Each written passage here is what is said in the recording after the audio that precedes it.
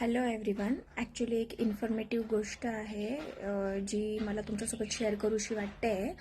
Last 2 to 3 days मी खूप विचार केला त्या गोष्टीबद्दल. नंतर मी गुगल केलं तर ती गोष्ट खरी निघाली.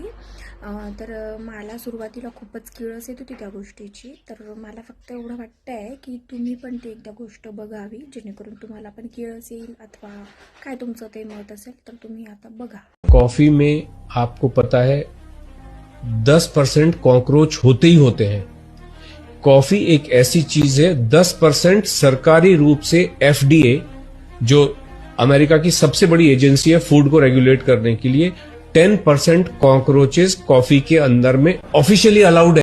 कॉफीमध्ये 10% कॉक्रोचेस अलाउड आहे आणि ते पण FDA ने केले अलाउड. तेच कॉक्रोच जे घरामध्ये आपल्याला कुठं दिसलं तर आपण सगळं घर पळत सुटतो.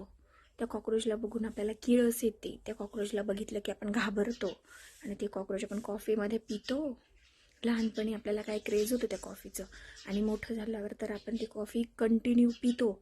आणि आता तर मला इतकी किळस येते आहे, तर मी आता हे सध्या या फेजला आहे की मी उलटी पण नाही करू शकत आहे ती कॉफी. म्हणजे मला इमॅजिन करूनच कसं तरी होतं आहे आता. तर मी तर आता कॉफी सोडली आहे आणि मी त्याच्यानंतर बघायची पण इच्छा नाही आहे मला. तुमचं बघा, तुम्हाला काय वाटतं काय नाही. एवढं होऊन सुद्धा जर कोणाला कॉफी पिण्याची इच्छा होत असेल पण कॉक्रोचेसमुळे खूपच किळस येत असेल तर एक गोष्ट करू शकता. जे होल कॉफी बीन्स असतात ना, तर ते तुम्ही कन्झ्युम करू शकता, ज्याच्यामध्ये कॉक्रोचेस कुठल्याही प्रकारे रस झालेले नसतात. तर तुम्ही ते यूज करू शकता, जे की कम्प्लीट सेफ आहे.